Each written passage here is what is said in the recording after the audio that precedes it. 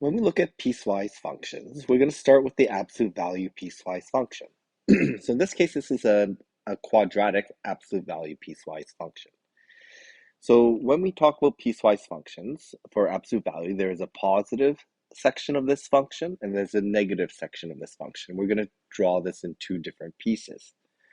What's really important for absolute value is we need to know where the boundary is. Where does it change from the positive to the negative?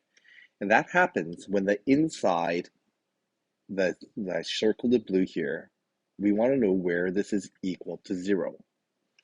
And that indicates the transition between a positive and negative value. And that's when the difference between when we apply the absolute value or just leave it alone. So if it's negative, we apply the absolute value. If it's positive, we leave positive. Okay, so these are the two parts that I've kind of shown below. We're going to end up with the f of x being a positive version and the negative version. So first thing is we need to figure out the boundary condition. So that x squared plus 6, we need to know where it's equal to 0. And that will give us the boundary condition, the boundary position. So if we want to solve x squared plus 6x equals 0, we can factor it. And we get our zeros at negative 6 and 0. Now, the reason why I've sketched this graph is because we also not only want to know the boundaries are very important. We also want to know which section is going to be above 0 or positive, because we need the positive version here. Okay, so we need the positive version, and we want to know where it's below 0 because we need the negative version. Okay, so looking at this graph then, we want to know where the inside is above 0. Where it's above 0 along here. Okay, so that means that this part of the x-axis will give us values above 0. It's above 0 here.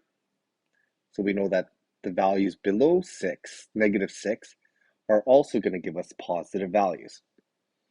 So that's going to be the boundary is going to be at 0 and negative 6. And the domain then is going to be, and I'm going to write the domain here, make sure I have enough room here. The domain is when x is going to be less than, so x is less than or equal to negative 6, or where x is greater than or equal to 0. So in that part of the x-axis will give us the inside of the absolute value above 0, and then the opposite is going to give us x values below, or it's going to give us the expression inside the absolute value as negative. And this is going to give us the negative domain.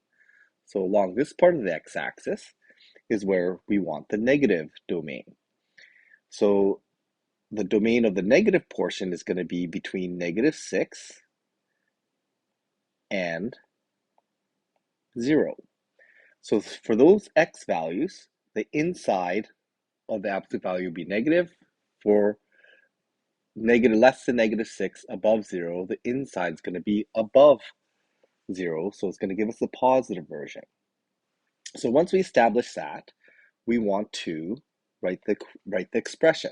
So if the inside is positive, we don't change anything. So we're just going to leave it as x squared plus 6x, and then we have that minus 5, which is the add-on piece. If the inside is negative, we need to change it to its opposite to make it positive. So we need to use the opposite of x squared, the opposite of 6x, and then we have the outside negative 5, which was never affected by the absolute value. So there we've now split up that function into its positive part, where it's a parabola that's right side up, and then the negative part where the parabola is upside down. And we've also established the domain, and what's most important, the boundary points of that domain. So to graph this, we're going to graph an upside down parabola, a right side up parabola. What's really important is knowing where the boundary or the boundary points are, where it changes from one function to the other. So I'm going to put in some coordinates here. So x is negative 6 and x is 0. we want to find out the y values where in the coordinates at which it transitions from one parabola to the other. So plugging this in, if I have an x coordinate, I can just plug in and calculate the y coordinate. In fact, I can just put it into the original function. So I put it into here and here. So I get -6 times, or -6 squared is +36, plus 6 times -6 is -36. That's going to give me 0. So the inside is 0. So it's going to equal the outside part -5. And the same thing here. 0, that's going to be -6. The inside will be 0, so the function will have a y coordinate -5. So if I scale the axis here, so I'm going to go -6, it's going to be right about here. Okay, and then -5, it's going to be right about here. That's going to be, I'm scaling the axis, so this is going to be -6 here, -6 here. So each one of those is going to be 2 units. And then at 0, -5, I've got another point here. Okay, so those are going to be points on the graph. And in between, it's going to be an upside down parabola. And on the outside, it's going to be a right side up parabola. Okay, and those are where it's going to change from one function to the other. So I'm going to draw the green part first. That's going to be the right side up parabola. To graph this, I really should know where some coordinates are. So I should really find the vertex. But the vertex is going to be in between -6 and 0. And that's the negative domain section. So I'm going to worry about the vertex for the red part. For the green part, I'm just going to calculate some coordinates. It's going to be a right side up parabola on the outside like that. Okay, so I'm going to find some coordinates here. So maybe we're going to do -8. When x is -8, I plug -8 in, I'm going to end up with 64 minus 48. That's going to be +16 minus 11, or sorry, minus 5 gives us +11. So at -8, +11, right about here, I'm going to have a point, and that point will join up with the parabola. Okay, or sorry, the boundary point here. So it's going to be the outside of that parabola. I'm going to find another symmetrical point here at 2. I plug 2 in, I'm also going to get +11. So at 2 and 11, that symmetrical point here, and it's going to look like that. And I'm just going to draw a ghost image of the parabola that would have been the full parabola that I had here. I'm going to draw the negative portion now. That's going to be where the vertex is going to be located. So I really should locate the vertex. Since I have symmetrical points, I know my vertex is going to be at -3. I can use Vieta's formula.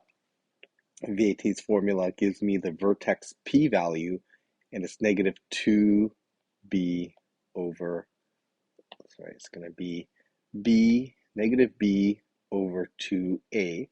And we can get that actually from the quadratic formula. It's the first part of the quadratic formula, which indicates the middle of the quadratic. So plugging in -3 into my equation, I'm going to end up with 9 minus 18, which is -9. The absolute value is going to be +9. Minus 5 is going to give me +4 as my y coordinate. So if I go to -3, +4, it's right there. There's my vertex coordinate, and I know in between I can sketch in that parabola. Okay, and I think this part here doesn't quite look right. This would be a mirror image of that point. And then on the outside the domain, we can see that that parabola would continue. It's a mirror image of the green part. So that's what the graph's going to look like. I'm just going to get rid of this part here, because that part doesn't actually exist. It's just a continuation outside of the domain. But notice that I've graphed the vertex, I've graphed the transition point, the boundary coordinates in blue, and I've graphed a couple points on the outside just to give myself the shape of that parabola.